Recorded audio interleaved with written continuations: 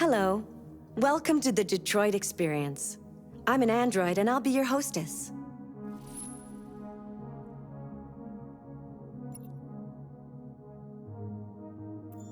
This is the options section.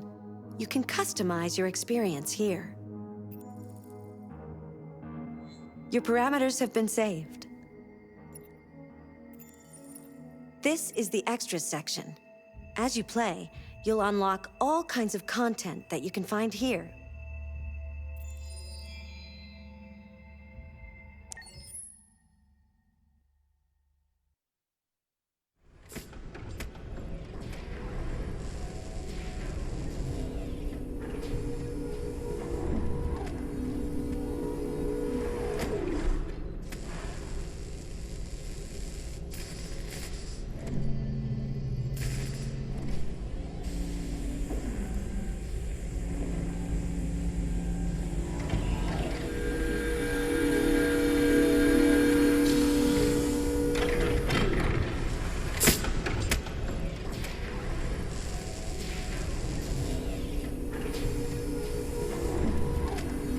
Can you hear me?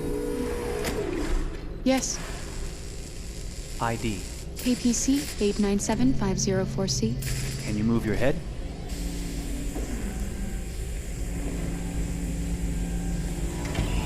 Your eyes now.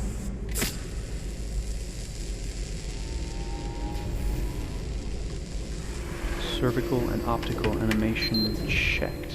Now give me your initialization text. Hello. I'm a third-generation AX400 android. I can look after your house, do the cooking, mind the kids. I organize your appointments. I speak 300 languages, and I am entirely at your disposal as a sexual partner. No need to feed me or recharge me. I'm equipped with a quantic battery that makes me autonomous for 173 years. Do you want to give me a name? Yeah. From now on, your name is Kara.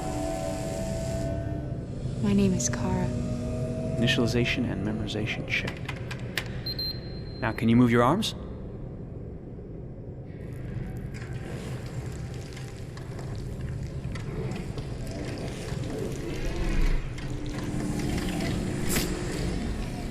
Upper limb connection checked. Now say something in German. Ich bin ein AX400 Android dritter Generation, erschaffen als Ihr persönlicher Assistent und intimer Beziehungspartner. Say it in French. Je suis un androïde de troisième génération AX400, conçu pour être votre assistante personnelle et votre partenaire intime. Okay, now sing something in Japanese.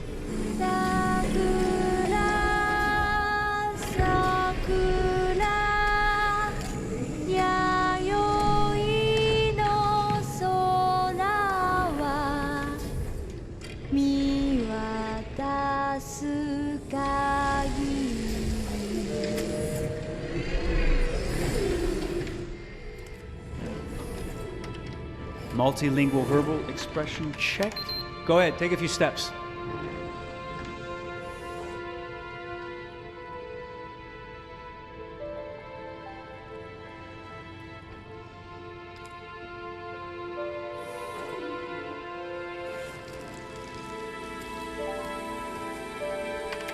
Locomotion checked.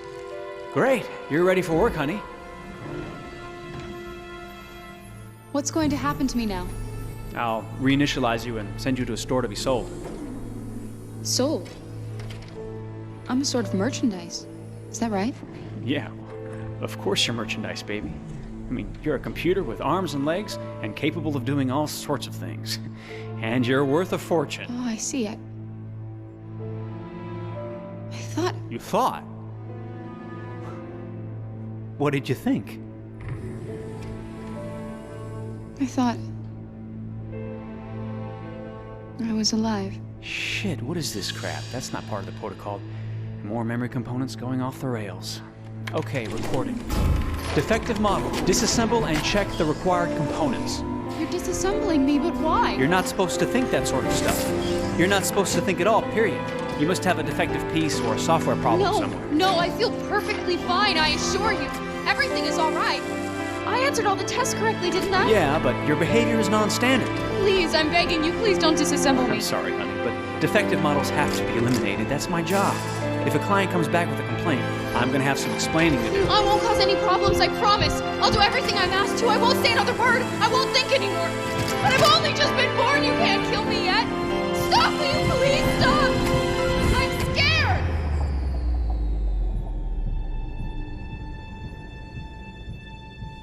I want to live. I'm begging you.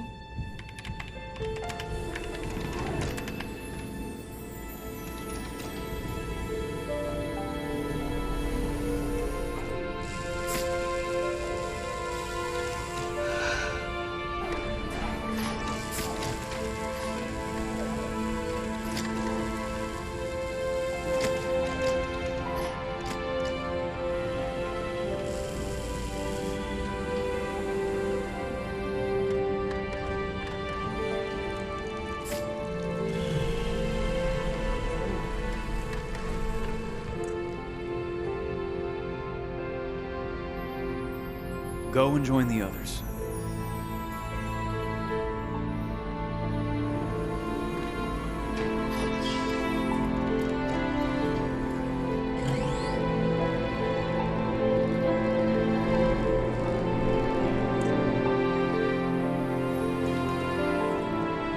Stay in line, okay? I don't want any trouble. Thanks.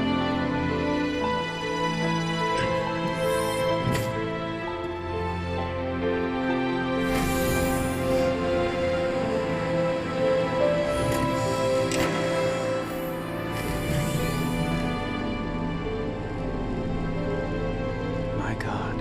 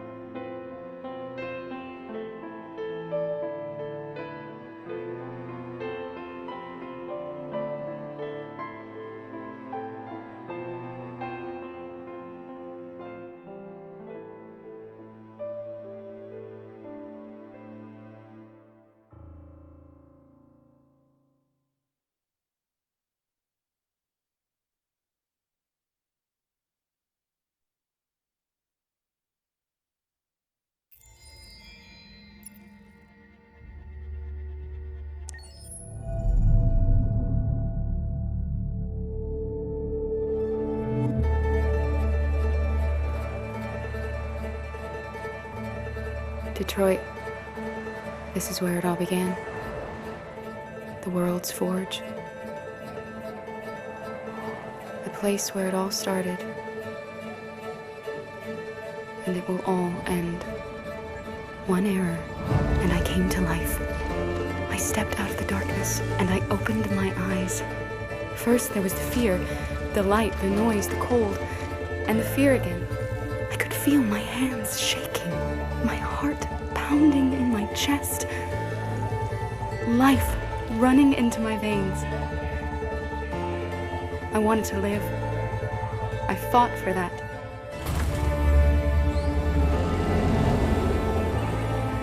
I had to find out what was outside. I had to see daylight, feel sunshine on my skin, wind on my face, to see the world, the colors, the smells.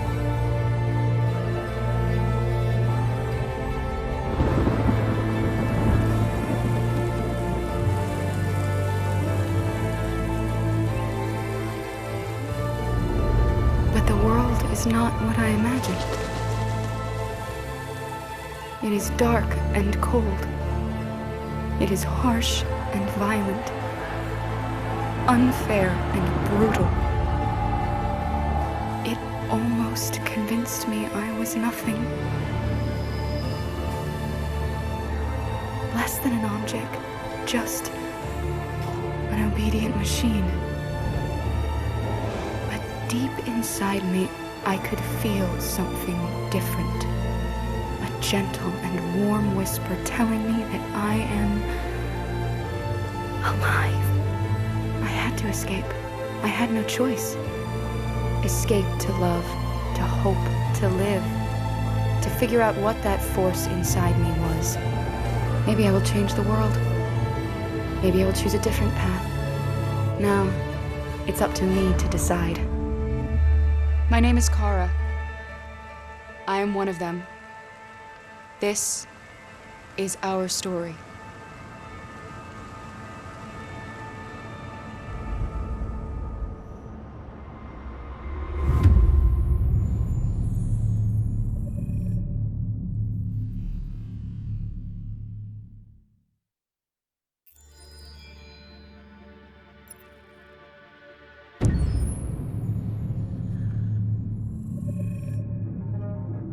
When David and Guillaume got back in touch about making Detroit, I wasn't terribly surprised they decided to make it because the fan response was so intense. So it makes sense that they would choose to do that after the enthusiasm. It was a challenge, and it was just an interesting thing to get my head around how to approach this character now as a different, much older person, and whether or not she had changed. And I'm very happy to say that with Detroit, I've had the opportunity to see Kara grow so much more than I ever expected. You do the housework, the washing, you cook the meals, and you take care of... God damn it, where the fuck's the rat gone now?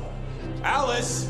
Alice! I mean, she starts out essentially how she does in Kara in a very, not robotic, but, you know, android, other way.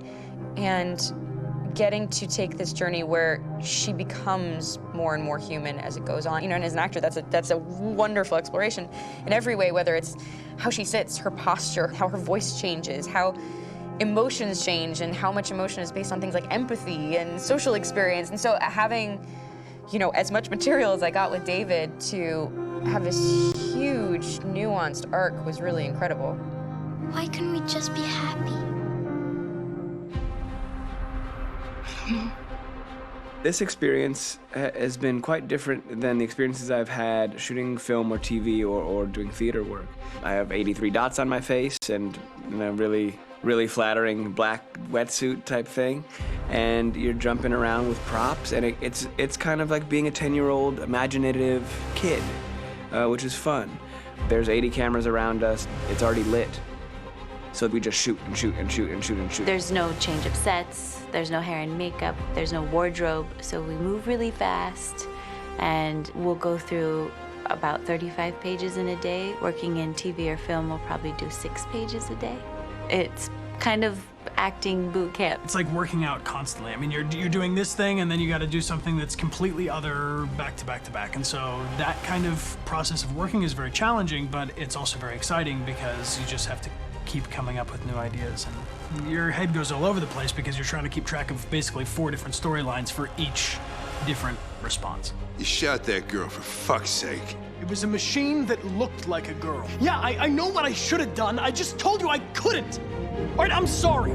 The fact that David Cade, he's telling like many stories interwoven from beginning to end is super complicated and super impressive, and I have no idea how he keeps it all in his head. He's not just the writer or the director who's seeing this from the outside eye, he's also thinking about the player walking through this space. You know, only somebody who really, really loves not the work, but like these characters and these stories and cares about doing something meaningful would invest that much in it. And it's always inspiring to work with somebody who cares that much. My experience with motion capture is this one.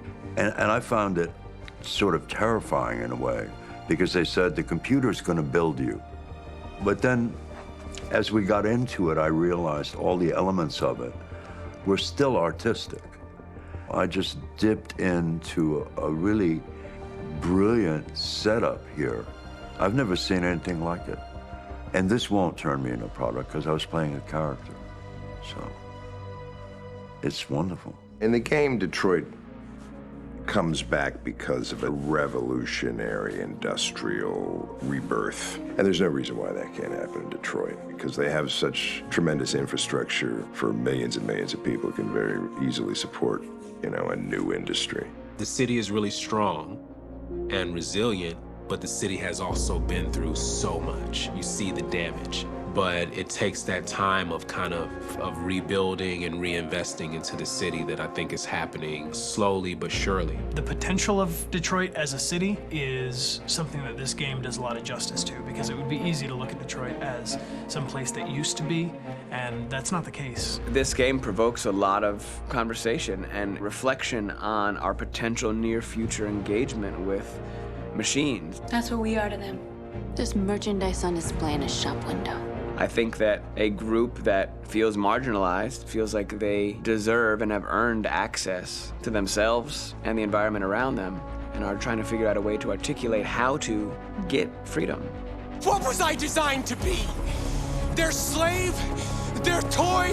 It plays with your comfort levels. You think that this is fine, you're comfortable with it, until something blurs the line and throws you off, and now, do I feel differently about whether this should be allowed? Should it be banned? Should it be encouraged? You're gonna ruin our lives, and for what?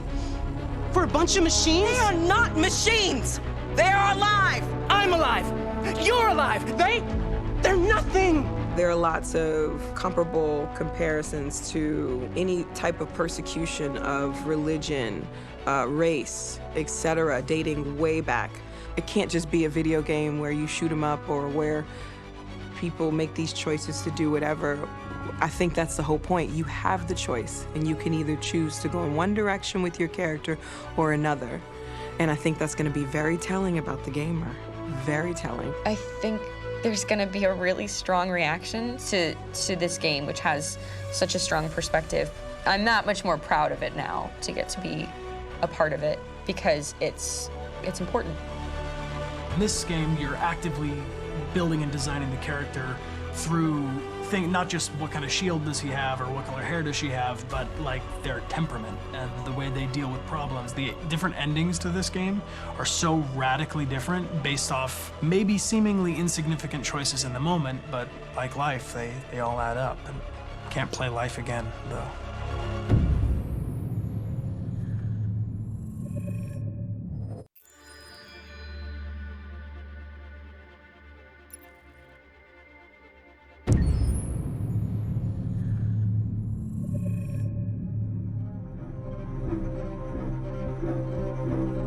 My name is Marcus.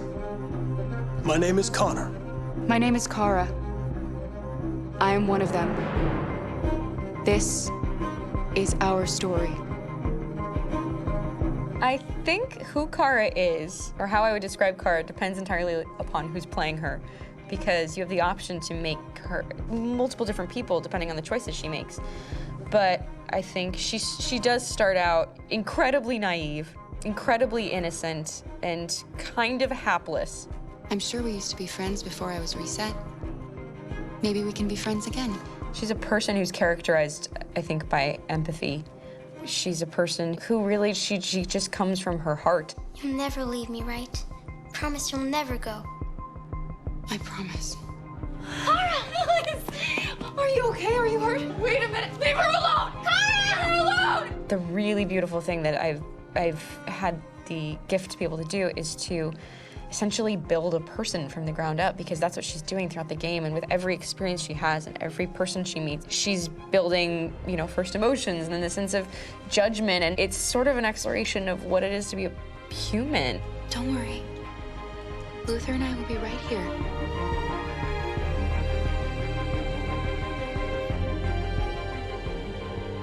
David and the creators have painted a really intriguing and engaging picture of a near future where we rely upon androids for a lot of our service class business, the class that serves us, that helps us, that handles our baristas and our drivers and our housemaids. And what is humanity, where we tap into it, how and why we treat each other the way that we do.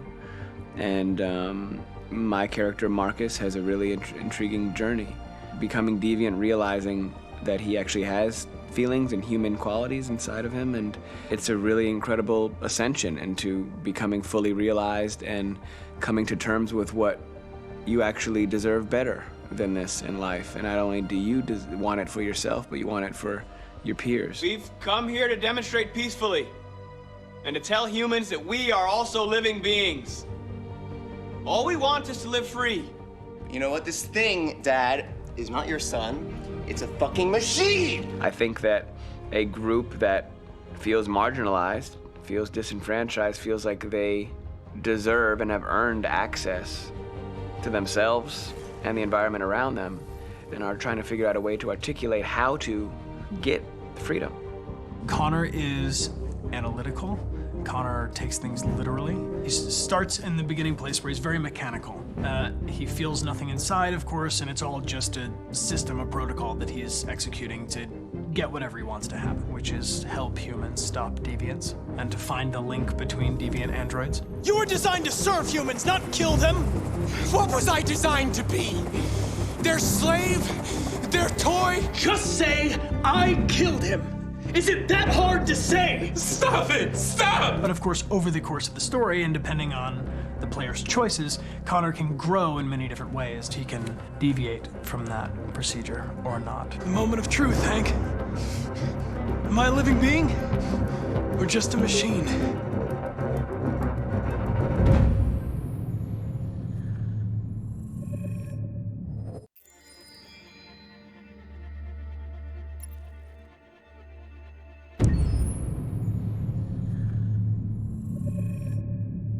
Game after game, we try to challenge ourselves. For Detroit, we wanted to, first of all, to write a story that would be incredibly bending, which means the most non-linear story that we've ever created. And we wanted really the player to have the possibility to change the story, change his own journey. When you're writing at Quantic, you're writing for an interactive medium.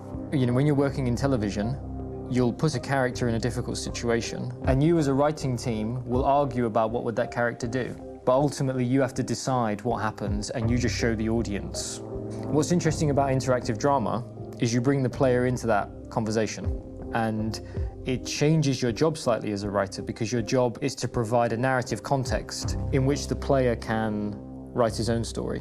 You're giving him this kind of narrative Lego that he's going to snap together into his own shape. You also have the ability to make your audience attach themselves to your characters, because the audience is in some sense responsible for what happens to the characters. It's just a few cans. Come on, let's go.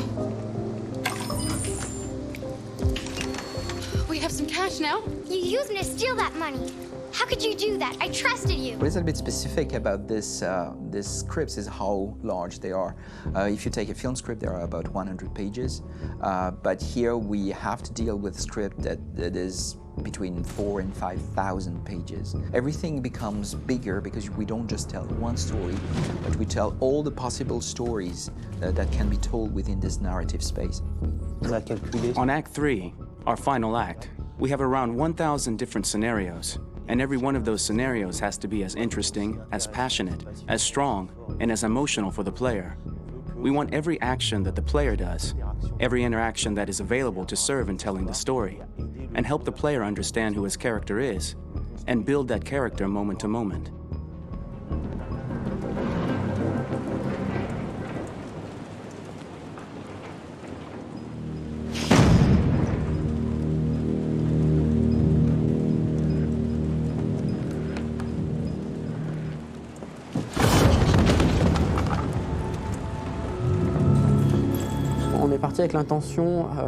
We started with the intention pretty early on that we would never lie to the player.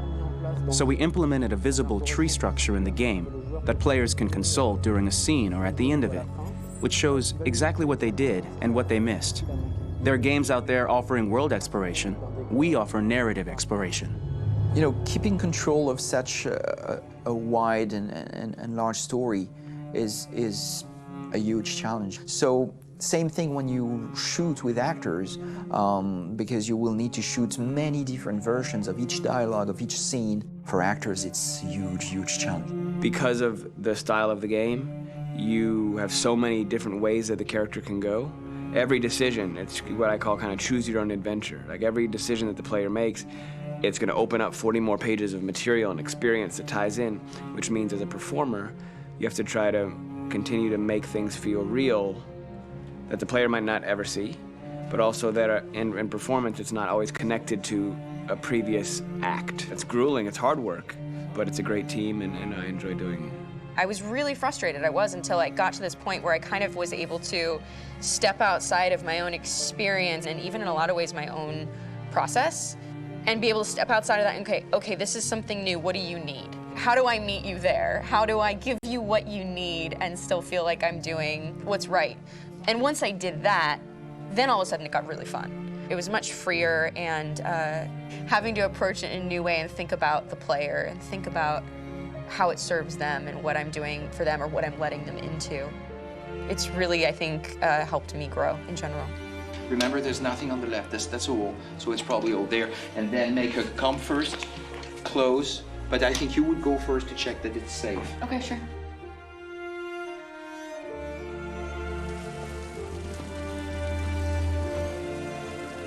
The most enjoyable thing about working in performance capture on this kind of project is that if I shot a film, I would get to do one of these endings. I get to do so many different things as Connor. Your head goes all over the place because you're trying to keep track of basically 4 different storylines for each different response. What's the name of my dog? Buddy? Scout. I think it's Jack. I can't remember. So I worked with physicality a lot because it was a good way to anchor myself in these different rings of the tree. As the story grows out, I know where that is physically in my body, and then I can switch more continually on set, and it'll be entirely up to the player to determine what order those things come out and what they look like from a distance. Like if you're playing through it, the culmination of all of that will be their version of Connor. I'm faster than you, and I don't feel pain. You don't stand a chance against me. Listen, asshole. If it was up to me, I'd throw the lot of you in a dumpster and light a match to it. Shooting action scenes at Quantic Dream is a real challenge because these are scenes where the storytelling has to continue. It's not an action scene just to have a dose of adrenaline. The stunts have huge consequences on the rest of the story. It's really a moment where we implicate the player and tell him that the choices he makes during an action scene will have a direct impact on the evolution of his story. My biggest challenge on Detroit has been managing the large number of animations that we received from motion capture. Detroit features more than 37,000 animations, which is a huge amount to handle on a daily basis. You have to realize that the player, in his first playthrough, will miss certain scenes. This also means that we had to think of, conceive, and produce all the potential story paths. The characters' costumes, the places, day or night, the weather. Did the character get shot in the shoulder? Did he get injured? All this consistency forced us to produce a lot of graphic assets in order to, quite simply, allow the player to have true continuity throughout the story. Honestly, we were even surprised by the challenges that come with such a big tree structure. And we did our best to guarantee quality across all the game and make sure that whatever path you choose within this narrative space, you will have an equally good experience.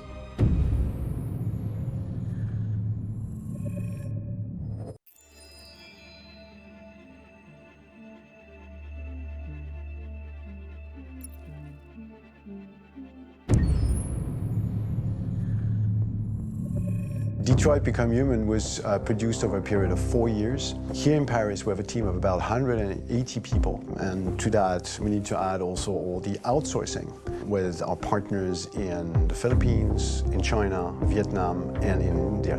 So when we started working on this story, I had to imagine where Kara was built. And for whatever reason, the city of Detroit came very quickly to my mind because it had already an incredible story by itself of history and themes.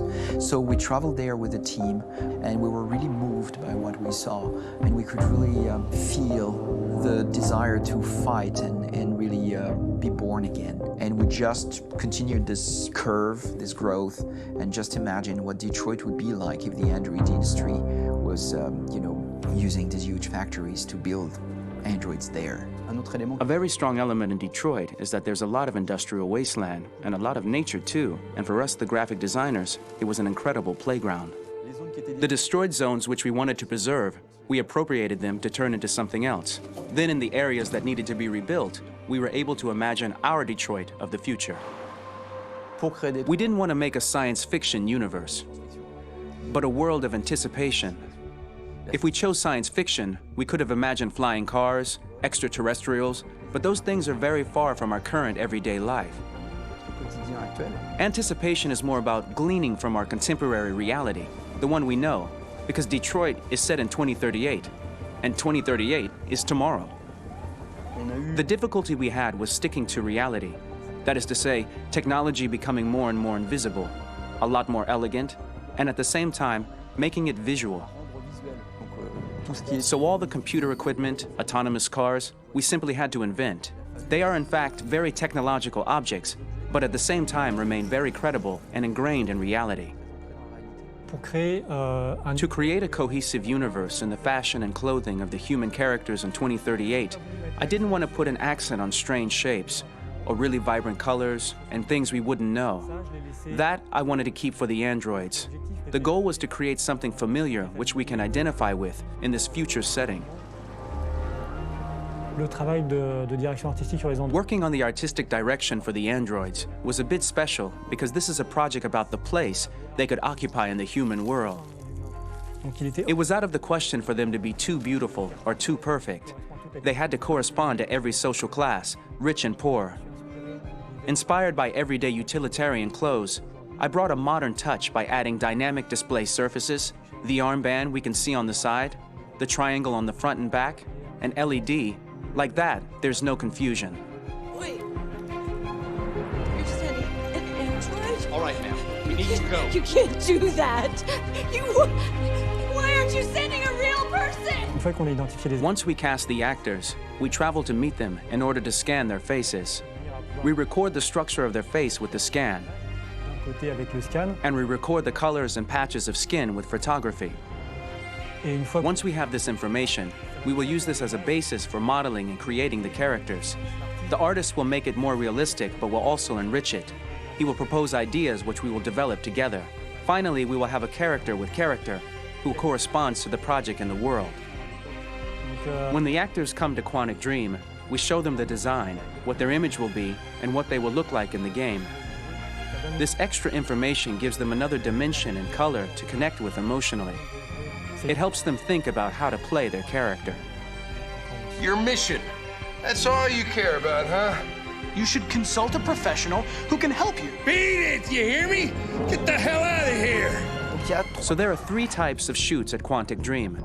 Shooting and performance capture, where you capture the whole actor, his voice, his face, and his body. These shoots are obviously done with American actors because the game's original version is in American English. After that, there are the body-only shoots, representing around 250 days of filming, while the performance capture is 100 days of filming.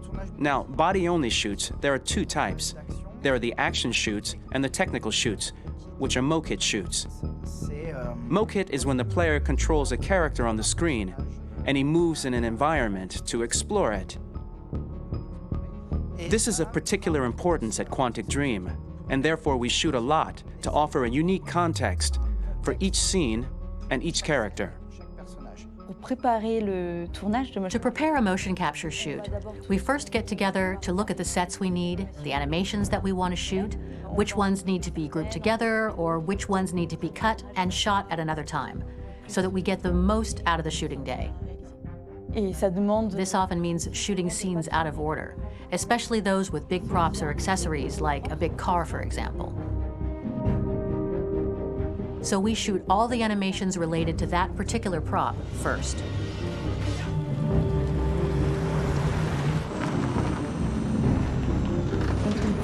The biggest challenge for the mocap team was shooting a Spider-Man mokit. We had to build a wall and attach an actor to a harness with cables so we could pull him up and render him climbing. The shooting on this game total took about I would say more than a year, between 1 and 2 years, with about 300 actors on set. So I would say it's quite a massive production. But so much happened on this set between the stunts and the shootings with a little girl and all these great actors that we had. It was really a very, very memorable journey for the team and for myself. Today, Detroit has over 37,000 animations. When we retrieve the motion capture data, it's just a cloud of points, which represent all the markers worn by the actors. From this cloud of points, we have a phase called retargeting, which gives us a skeleton. This skeleton will be applied to the characters of the game.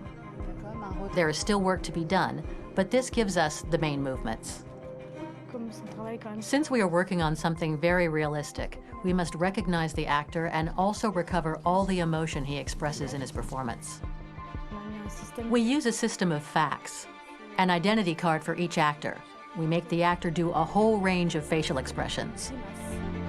Then we recover all the expressions and paste the animations on a puppet that Jan has prepared. I then recover and refine these poses. I might stretch the lip, reinflate a cheek, tiny details that make the finished product really capture the actor. Because of the nature of our mocap system today, when we receive the animations, we're missing eye movements, and so the character has that dead look. He really has no eyes, so then it's a big part of the work for the animators to find the regard of the actor in relation to his position, in relation to the body, etc. It was crazy when I saw the newest model for Kara, because they've been working on it, and this was the first time I literally jumped in my seat. It not only looked so much like me, it was the fact that it looked so lifelike. It wasn't that it looked just like it was a camera, it was something else, you know, but it looked alive. It's exciting, and it's kind of terrifying.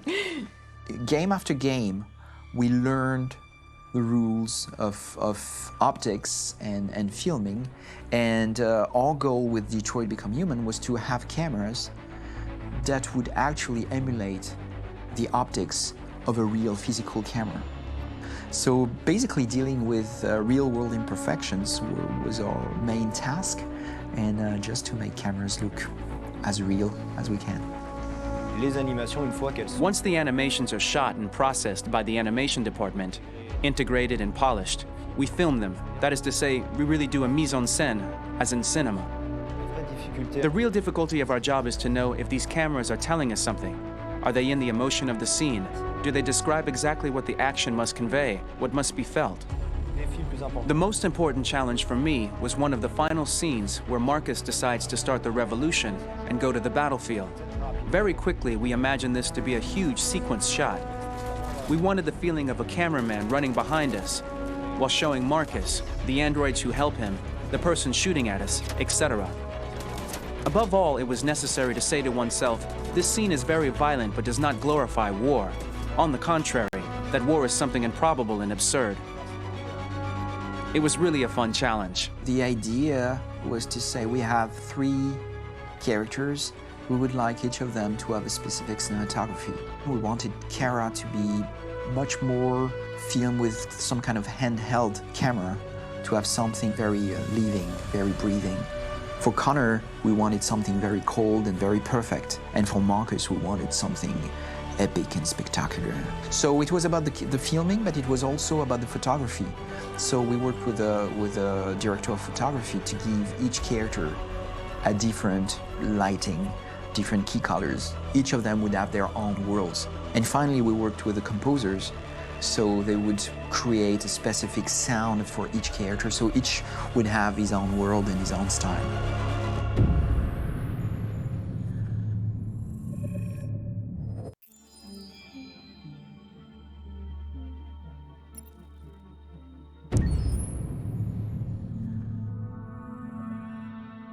For the soundtrack of the game, we tried to be very close to what is done in film. We were constantly asking at each place in the game, why are we putting music here? What is it going to say? So we focused the music on bringing emotion, which is interactive and supports the character's arc. I'm sorry, honey. I'm sorry. I'm sorry. You know I love you, don't you? You know I love you. We make games that are very narrative. We're really into interactive drama, so the soundtrack also had to go in that direction, supporting the three characters' very different stories. We really wanted three colors, three musical sound identities, and from there, having three composers made sense, since the story of Kara, Marcus, and Connor are all completely different.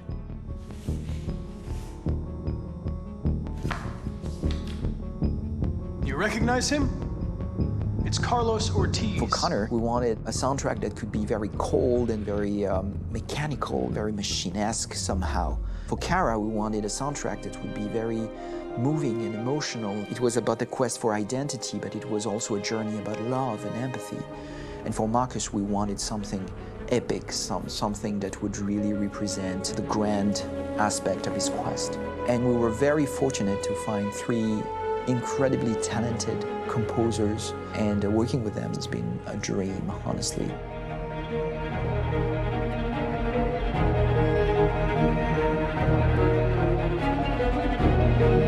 My name's Philip Shepherd, and I'm a composer and a cellist and a producer. And today we're at Abbey Road Studio One, which is my favorite studio in the world. And today we're recording the soundtrack for Kara from Become Human.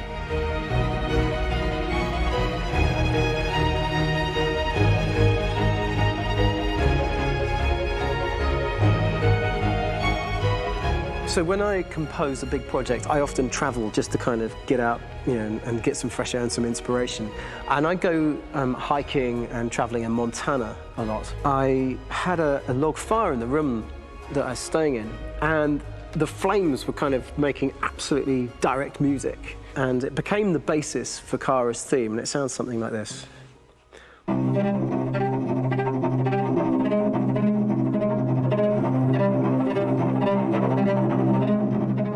Now, over the top of that, I found a little theme that just seemed to fit over the top, which is taking Kara's name, Kara, Kara, and just using like a two-syllable motif, and it sounds like this. We're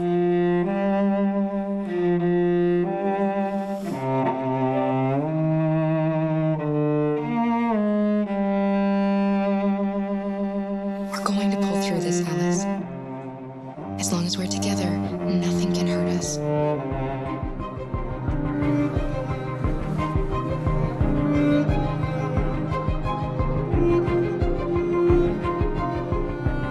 And all the time that's fitting over.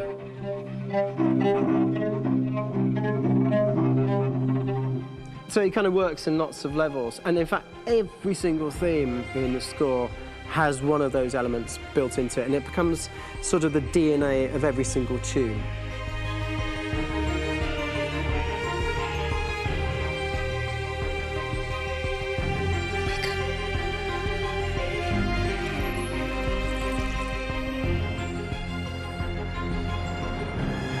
For me, writing this theme for Kara, I actually had to tap into what it feels like to be a father to daughters.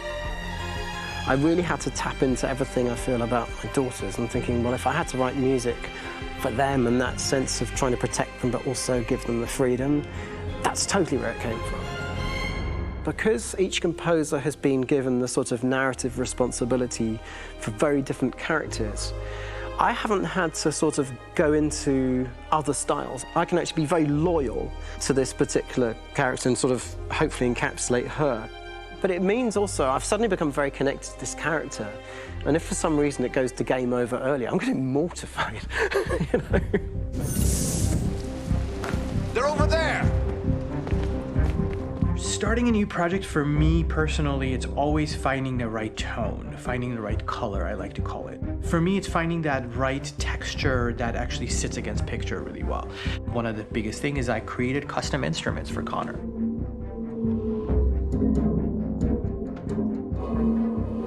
I pulled out all my vintage synthesizers to be able to capture this robotic person, if you will. My approach to all of these custom instruments is that I hear the sound in my head. And either I could just come into the piano and just be like, all right, so I'm gonna just get on the computer and just create it. I rather be able to play these instruments physically. Oh, that's nice. You can do that.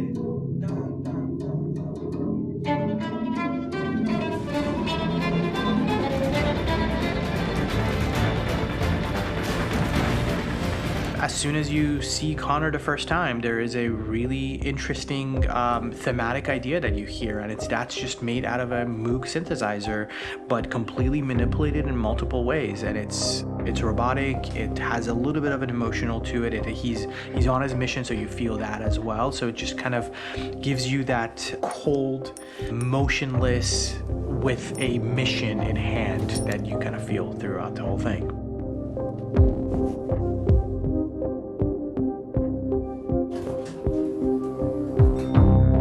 Because the music evolved, one of the things that I was very weary and I was very kind of focused on was the way that the music has to evolve.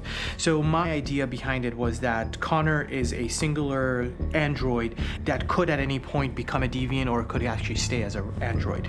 So I created a more or less an Connor theme, and then I was able to just manipulate it in different aspects of it. Is everything okay, Lieutenant?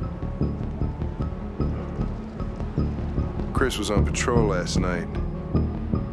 He was attacked by a bunch of deviants. I'm a human being writing for a robot. And throughout Connor's journey, he meets someone, he meets a partner. So how do you deal with a robot feeling? And I've met a partner that I'm gonna work with, or all of a sudden he sees a dead body. Does this robot have an imagination? Does this robot have a feeling? And if yes, how do you translate that into non-emotional music?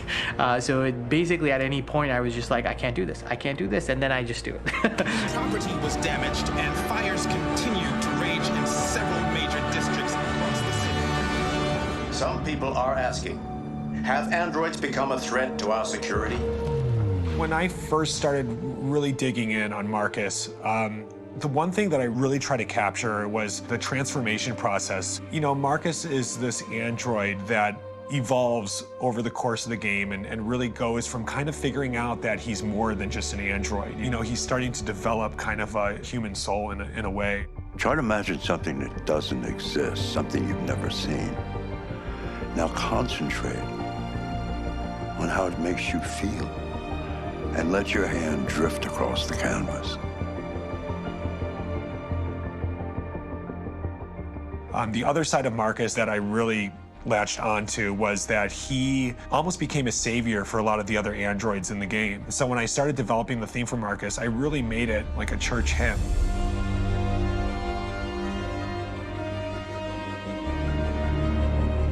I wanted it to be very simple. I wanted to make it a chordal melody. I really wanted to make it almost like a Bach hymn. The tough thing with that is it had to be recognizable. If I made it too complex from a harmonic standpoint, it would be hard, I think, for people to kind of pick it out and recognize it.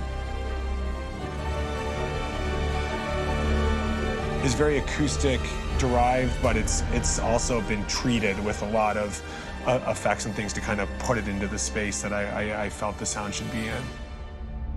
It can be beautiful, it can be haunting, it can be extremely powerful from an action standpoint, and I'm really happy with the way it turned out. The music is there, but it's subliminal and it's emotional, and people are feeling it, and it's not distracting. And that's tricky with a game like this, where you have to have a lot of ins and outs like that, where the music kind of has to get in and out of these moments. This is a war we're fighting with the humans. If we fail, they'll destroy us. I think the game's been put together so well where I just wanted to make sure that I wasn't ruining the emotion.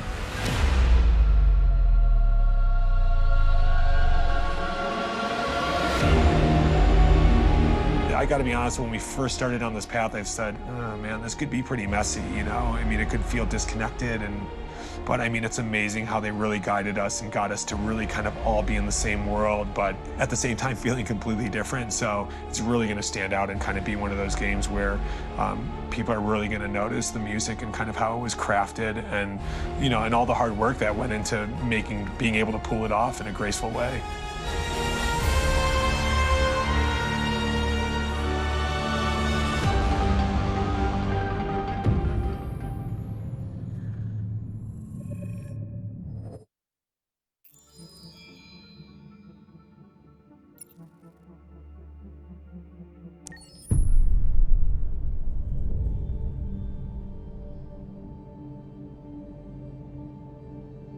For starters, what should I call you?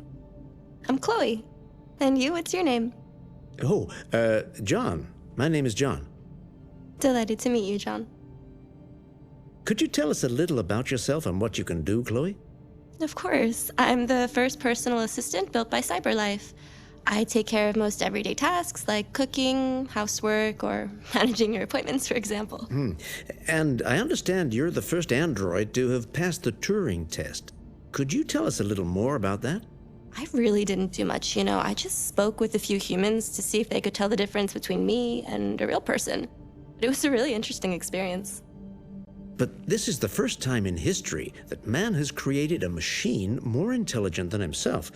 I gather your brain can perform several billion operations per second, is that right? Absolutely, but I only exist thanks to the intelligence of the humans who designed me. And you know, they have something I could never have. Really? And what's that? A soul.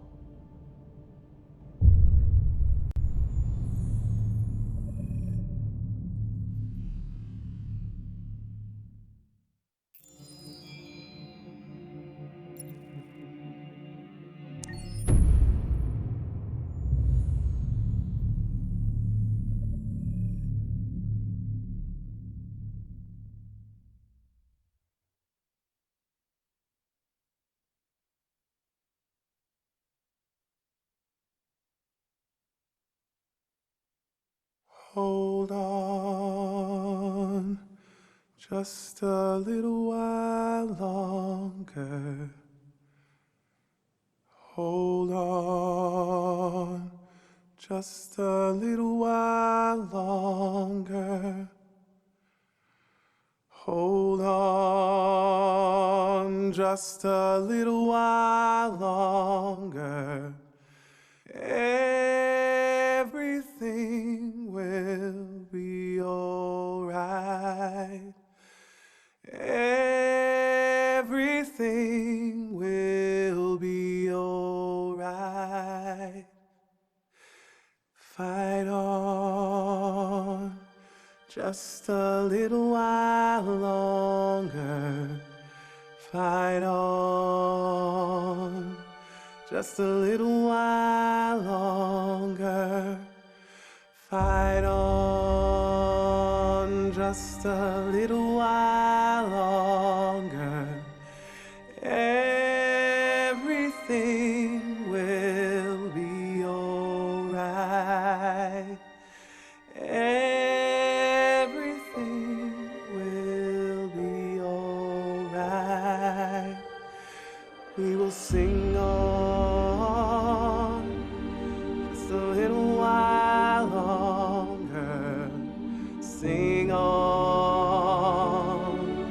just a little while longer. Sing on just a little while longer. Everything will be alright.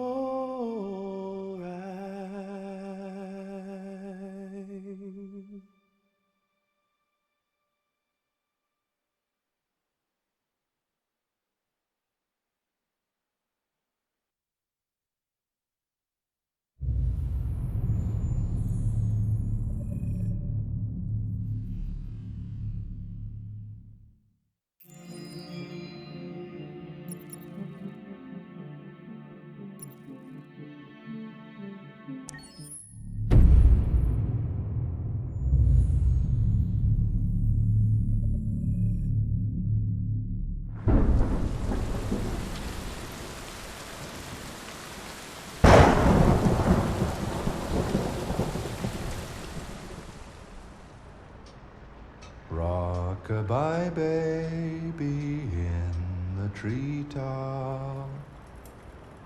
When the wind blows, the cradle will rock.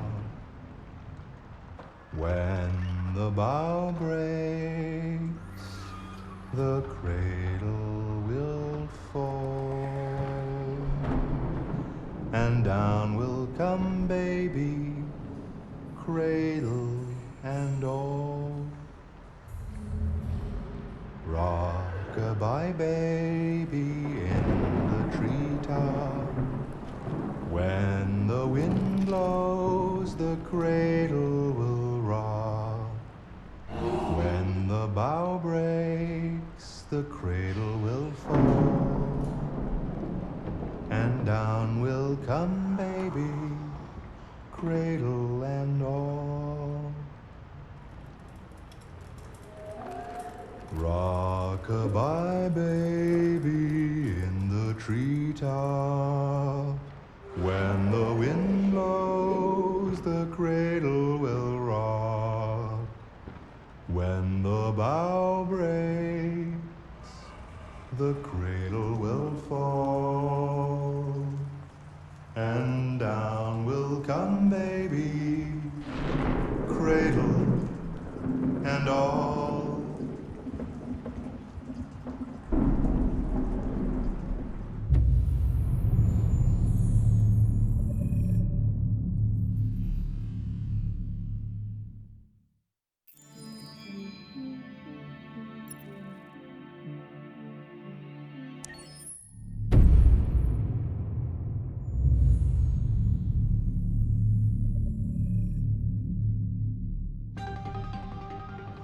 In the space of a few years, androids have completely transformed the world in which we live. By letting androids into our homes and factories, the CyberLife company has made them everyday technology. The founder of CyberLife, Elijah Kamsky, is a very discreet man. Despite being the CEO of the highest valued company in the world and being voted Man of the Year by Century Magazine, he remains a mystery for most people. That's why we at KNC are so excited to be here as CyberLife opens its doors for the first time. Elijah Kamsky, could you please tell us where we are? Certainly, and welcome.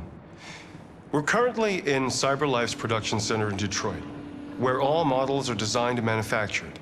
More than 10,000 androids come off the production line every day. Fascinating.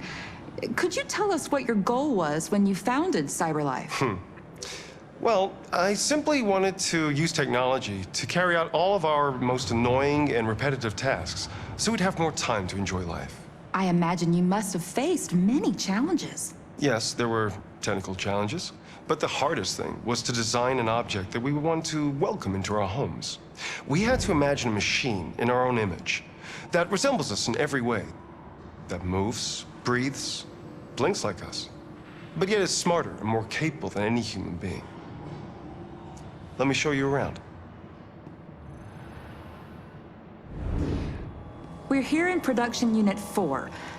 Could you explain in a few words how the androids are made? Sure, yeah, it's very simple. We use machines to manufacture machines. The removable parts are assembled on a production line, and then we apply a synthetic skin to the whole body. A human operator checks the cognitive abilities with a pre-established protocol, and finally, the android is conditioned and sent out throughout the country. Here's the result. Say something. Hello. I am a RZ400 model. How can I be of service? You can go now.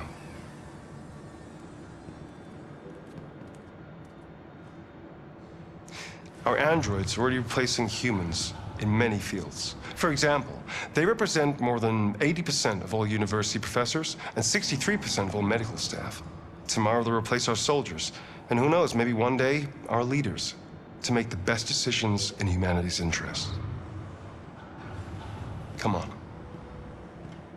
Replacing humans with machines has led to record unemployment of 28%. What do you think about the situation?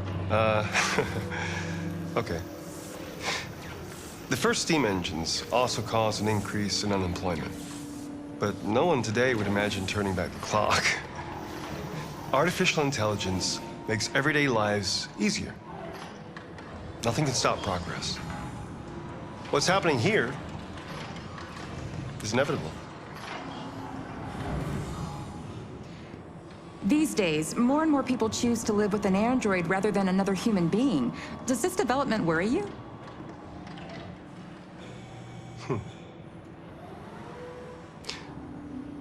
Everything's much easier with an android.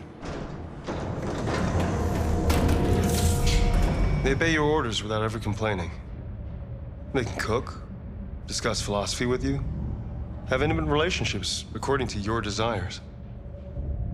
They never say no. Obviously, they are the perfect partner. Everyone deserves happiness. Why deprive yourself of so-called moral reasons when a machine can make you happy? Many science fiction books tell the story of how machines become more intelligent than us and end up confronting us. Aren't you worried about that possibility? I understand the irrational fears about artificial intelligence, but I assure you that will never happen with a CyberLife android. They're designed to obey humans. They're machines. They can't ever develop any sort of desires or form of consciousness. Are you sure? I'm absolutely certain. You can trust me.